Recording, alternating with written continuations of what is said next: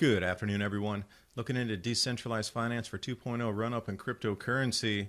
Ran into this article, MasterCard joins blockchain digital identity alliance. I didn't know what the Trust Over IP Foundation was, but it includes Accenture, Evernym, IBM, R3, that's a private blockchain out of Singapore. But we're all familiar with ID 2020 to provide a digital identity for everyone. Now this is somehow lumped into the COVID credentials initiative to develop immunity passport. You're going to have to pay for this monthly or quarterly. At least some prices are coming out between $20 and $90. This was first pushed by the airlines, electronic travel authorization, to make sure you wouldn't infect anybody on the plane.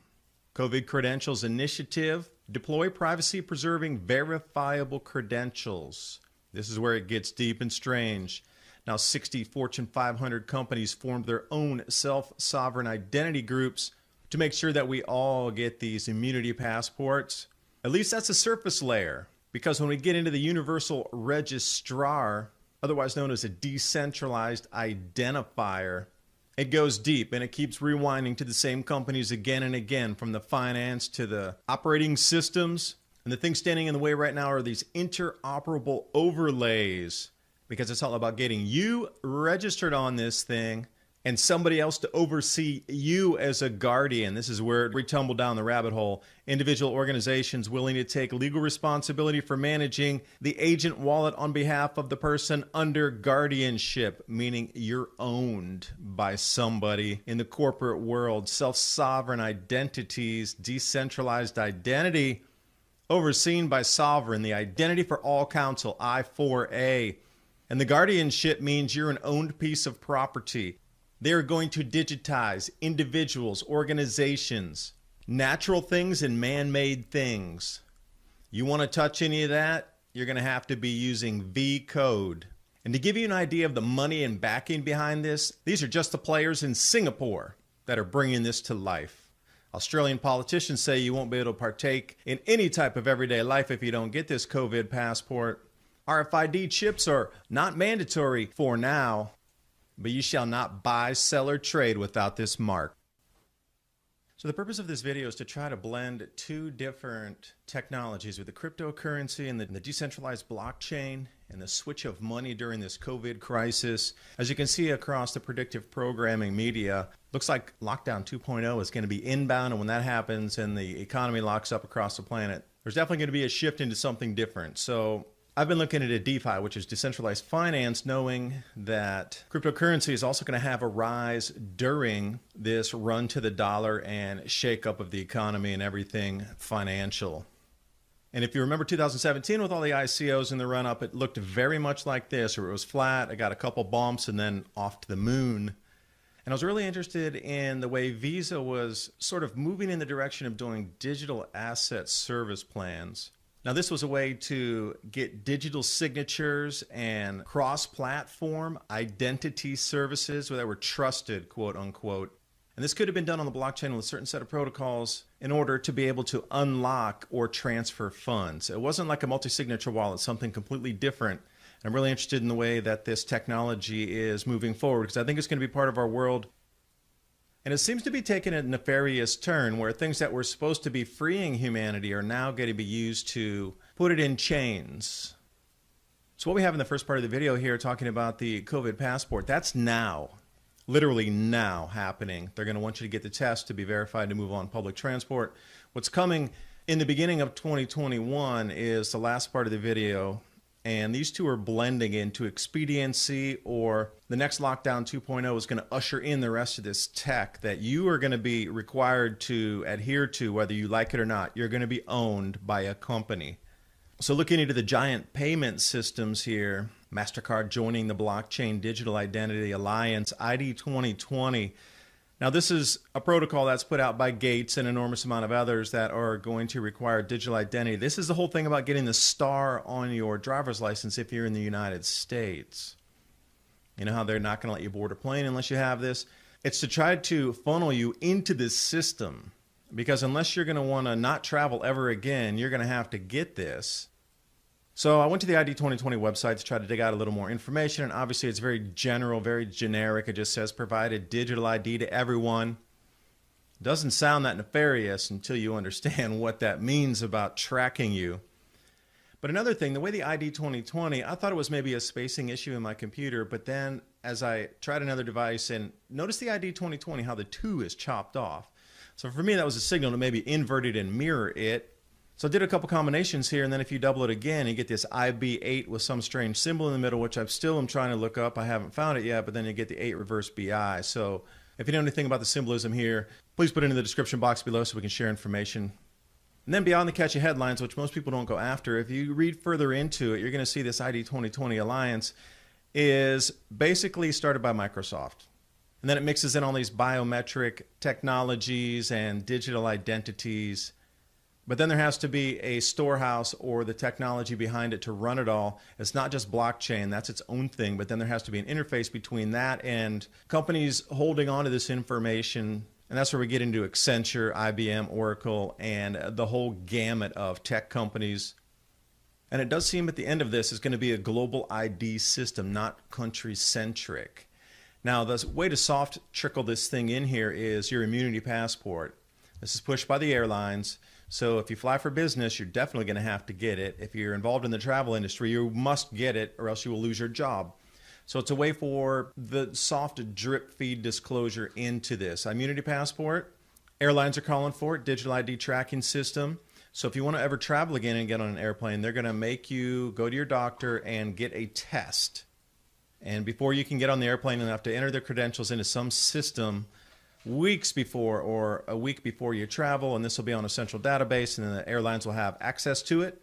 Now, I don't know how much access they have to your medical records, but they'll have an access to see a positive, negative reading. And that's where it begins. And here's where we tumble down the rabbit hole. Because 60 Fortune 500 companies right now are creating something called the Self-Sovereign Identity Group. And what they're going to do is focus all their efforts into creating these immunity passports, which are going to be required for you to get on a subway or get into a taxi or take an Uber, or if you want to book an Airbnb in the future. You're going to be required to do this. And as I've heard, somebody said that even to enter a grocery store in the future, you'll have to show this, that you're tested negative so you don't contaminate the cans on the shelves or something. So taking a look here at Ledger Insights, deeper dive into the article, these immunity passports, and the whole group spearheading this is called COVID Credentials Initiative, CCI. You'll start hearing about them later on in the year. September, October, this is going to suddenly pop out of the woodwork here. And again, you're going to start seeing these same names repeating, rinse and repeat. It's as if they create new groups, rinse and repeat, and they start another one, but they're the base for the monetary resources into the whole gamut. There's all these 25, 30 companies set up, but it's all the same companies that reset up different companies to make it an illusion that it's a tiny little initiative with just a few people sitting at a desk trying to push this because they love humanity. But it's always Microsoft, Consensus, IBM, Oracle, all the big payment processors, and it's all about aggregating data, storing your data, and having access to your data. Medical data, which I personally am not down with. If an airline can pull your medical records, yeah. So go over to the COVID-19 Credentials Initiative site. I've linked everything in the description box below. So as we go through this, you can chase down any of the leads you want. I am doing a very brief surface view of this, deploying privacy-preserving, verifiable credential projects. So you can't verify your identity anymore with the government. It can only be through these private companies that are going to tell you how you have to verify and how you have to pay for this every time you want to verify. And see, when I first started looking into it, it was 60 organizations and then 100, and now it's more than 200. So a perfect example of this being deployed right now is in China, where you see the girl there. She has her phone turned toward you. It has a green mark on it, which means she's allowed to travel freely, get on a subway, bus, whatever, go into stores. If that's red, they won't let her on anything publicly. So I was wondering, how much is this going to cost? Are all these companies going to eat the cost and just do it for free because they love humanity? Of course not. Now, this is going to be forced by law in the future. The Immunity Pass card or the Immunity Pass digital itself, the physical card's $20 and the, I guess the digital app that goes along with it is $80. So since most American media is talking about being tested monthly, you can look at this as having a $90 monthly test to prove that you're not infected wherever you go. You get the card with it. It's a nice looking card. But see those barcodes and the QR code on there? This is where it gets a little bizarre. Because anybody can check on you. Anybody who has access to this data system here. All they have to do is either scan either of those, and then boom, your identity is going to come up, and everything about your medical history associated with the COVID inside this thing. Plus, they're going to know your name, your address, your identity, your birth date, the height, and all these things about you biometrically. Now, it's anybody who has access to the system, and that's going to be millions and millions and millions of people. So nothing could go wrong with that, I'm sure. So how it seems to work so far here is you're going to get a color code assigned to your ImmuniPass based on the test results that you have to go to your doctor yourself and get, and then you put it into ImmuniPass and they enter their credentials for you, whatever the scan code was off of your medical results. White is not tested. So this is interesting. Why would they have a code for no test unless they're going to give this to everybody as an ID, and then wherever you go, if it's white or you didn't get tested, you're not allowed in? Why would there be a no test? Obviously, if you have it, you had some test, unless they're going to give it like driver's licenses, passports, or with social security numbers, whatever, and it's going to color code you with what you are. Red, you're positive. Then you're going to have to take additional tests and additional tests and additional tests until you can prove some sort of antibodies. And then yellow will be some sort of presumed immunity. And then green will finally turn over from the red after you've had umpteen tests to prove something. And ImmuniPass is not the only one out there. And I did a previous video on this talking about just the one aspect of entering a supermarket that's going to be required beyond the mask wearing and all that. You're going to have to show this as green before they're going to let you into a store where if you're getting stimulus money, at least in the United States, that'll be deposited into your digital wallet with the new Fed coin. You're going to be required to take this in at the point of purchase. No green, no entry. And everybody's going to have this on their phones, or else you're not going to be able to go in anywhere. Buy, sell, trade, or transact. Now, CoviPass is another one. So there's 3 already rolled out. And these are multi-billion-dollar companies rolling these platforms out to get you tested and into the system. Now, the ultimate goal of this, after reading a few white papers, which I'll present in just a second here, is V code. It's going to be the one code, the infinite possibility. And I love how they put event tickets, like really getting my full digital identity and medical records onto a code system on an app on a computer, or a card that's QR code or barcode swipeable. It's all about travel tickets and event tickets. Sure it is. It's all about control over you. And with the CCI here, you're the holder or the provider. But somewhere in the middle, you get claimed by a company with the verifier, which is the technology protocol to show if it's green, red, white, blue, purple, whatever. And the issuer, which is the one that's going to be giving you the credentials. So who put those two in charge of saying, oh, now you have to go through my protocol because I just made it up and I'm going to mandate through the Congress people that we bought off that you take this and you're in part of it now? It's pretty much what just happened. And like I said, most people skim headlines, but I'm one of those guys who likes to read deeper. So the Ledger Insights continues with this digital identity. MasterCard is now joining something called the Trust Over IP Foundation. I never heard of it before doing this video. Evernym, IBM. Well, R3 I'm familiar with because I met a couple guys in Taipei that were from Singapore that were coming up. It's a private blockchain and it's meant just for this. No public eyes. They're going to run everything on private blockchain that's involved in this whole track and trace. So Trust Over IP has its own individual website with all the members, so I put all that below in the description box too.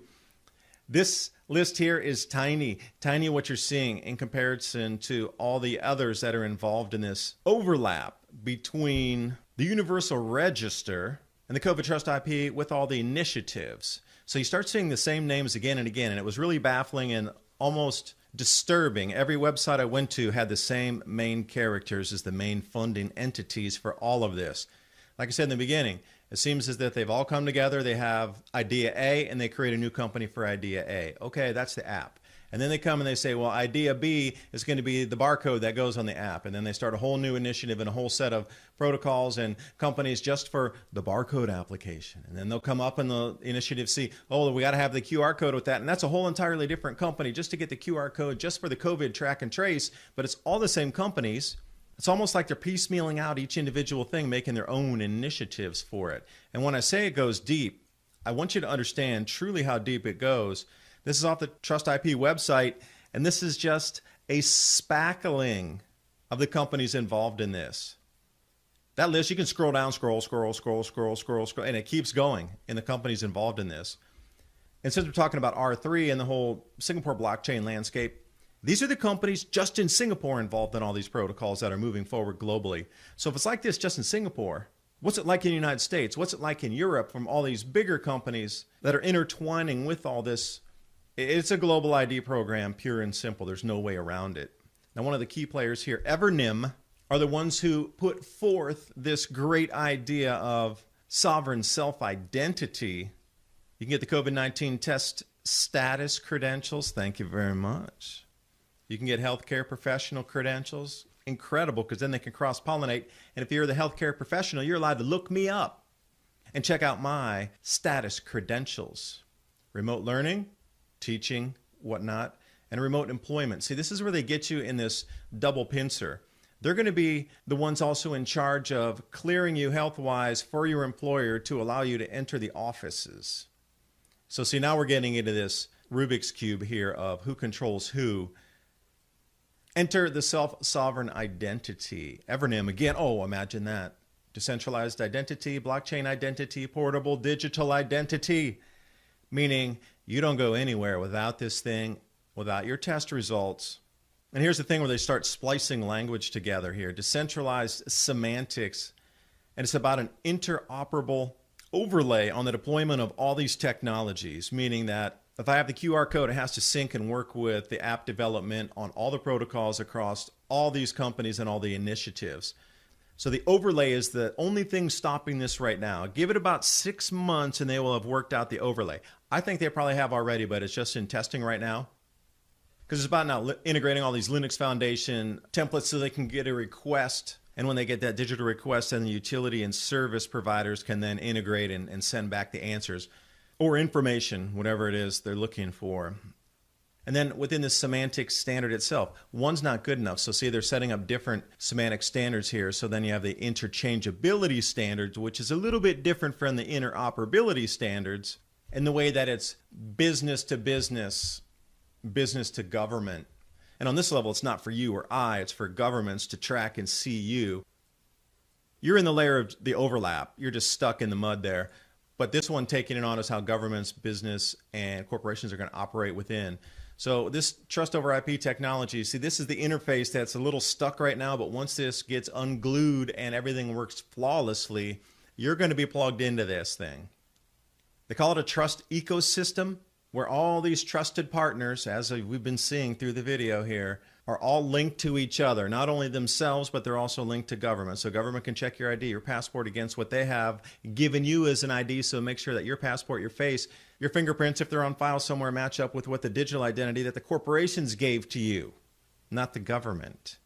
And then you get all these layered facets here with the credentials governance, the provider governance, utility governance, and the ecosystem itself. This is why they need an individual company for each facet of this. So what we're looking at here is probably at least 9 different organizations have set up as if they're their own thing that's working by itself. But it's not. They're all working toward this in the integration of the wallets and the utility. And if you dive into the white paper and then you actually go over to GitHub and then you can see the full layout of the interoperability governance frameworks, which I know is boring for a few people, but what it means for you is the way they're putting in this thing called a verifiable organization network, which gives carte blanche to any of these organizations that are involved in this. There'll be no culpability, no questioning from any government as long as they're in the VON network. Because these corporations are setting themselves up outside of the government to be their own identity network. If you're not in it, you're not able to buy, sell, or trade. Way beyond the government at this point. And the one you really want to focus on there is the DIACC on the third line, the Digital Identity and Authentication Council of Canada, because Canada's only one out of 40, 50 countries. So just change the name. Digital Identity and Authentication Council of United States. Digital Identity and Authentication Council of the EU. And then Digital Identity and Authentication of Croatia. And just go and go and go. I didn't see much in South America yet. But Brazil's on there. Uruguay's not. And what gets to the spookiest part of all of this is the ownership of you as a human on this planet by the corporations that are then going to oversee you as a guardian. Just like a parent can oversee a child as a guardian, the corporations are taking delivery of you, your resource, your body, and they're going to oversee it as a guardian agent. Now, they're going to call it digital guardianship, and it's going to be put in the cloud. They're going to call it a cloud agent or a cloud wallet service where, highlighted in blue, an individual or organization willing to take the legal responsibility for managing that cloud agent wallet / Fed coin deposited for your stimulus on behalf of the person under guardianship called the dependent. That's you and me. So when we take a look back here, it should be almost inverted, where the verifier and issuer are the corporations making their own laws to make sure that they can own you, and you're just at the bottom. No say in what goes on, really. You can say no, but I think this is going to be the division of humanity here. You say no, you go grow your own food, you provide your own electricity, medicine, water, and you get out of the system, or you stay in and you continue. Now, for me, I like reading white papers. It's one of my things because I really like cryptocurrency and I really believe in the technology moving forward as a decentralized application that can get us out of a lot of this. But now it's being used to rope us back in and put chains around us even further. But go into the distributed ledger identification systems in the humanitarian sector. Now that is more about NGOs operating in different countries that will put digital identity to verify different projects, people involved in the projects, different countries, corrupt countries, that there's a single individual that can take delivery of the money, but it goes so much deeper into the whole making sure everybody has their chips. Now, the white paper was put out by Sovereign.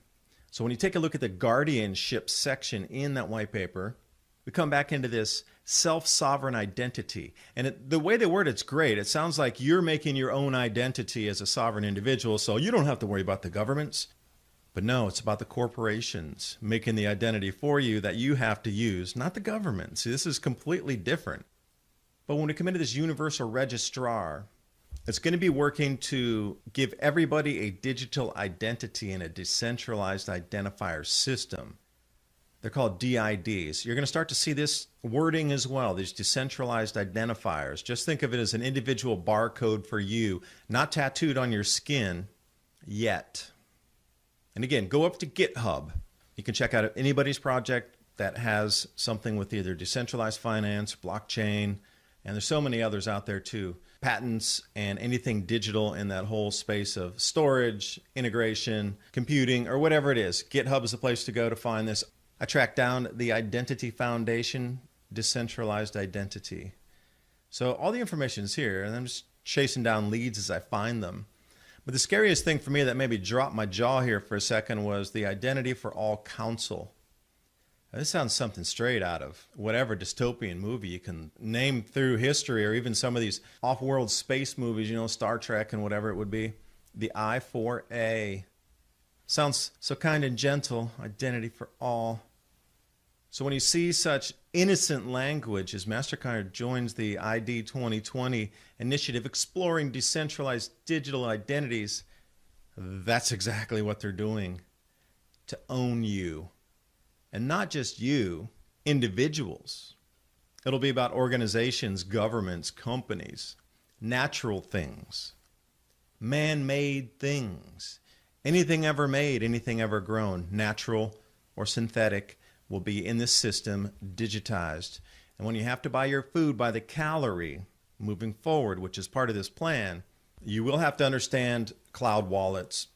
You will have to understand blockchain. And you'll quickly come to the realization that without any of that, you will not be able to buy, sell, or trade anything as a human being on this planet. The tentacles are around you. And you might say, well, I will never do that. But the Australian politicians are already a step ahead of you and passing laws down there that says you will be deprived of participation in everyday life if you do not do this. We cannot afford morally or economically to give even a fifth of an eighth of an inch of ground to those who choose not to get into this whole COVID digital identity.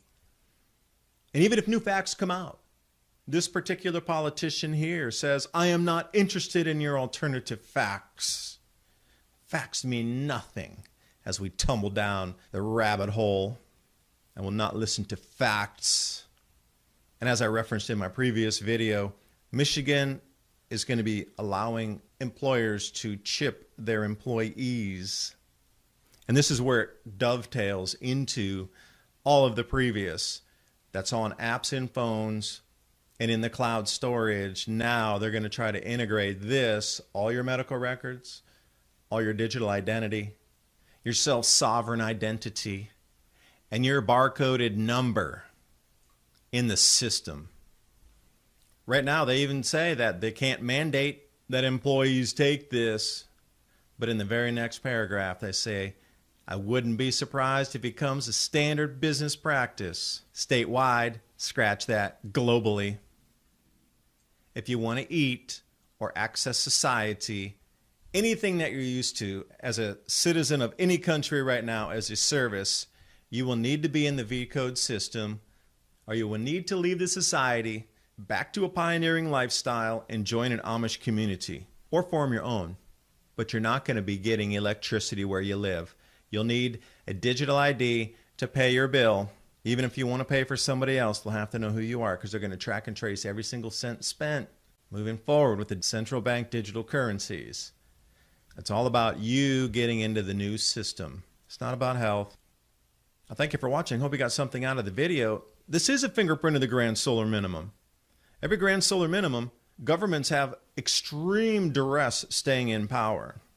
They want to control the population movement. Even back in the 1600s, they did the exact same thing. And the economic disarray is an understatement, where it's going to be a collapse and it's going to rise from the ashes, just like the economists cover. This has been planned for decades.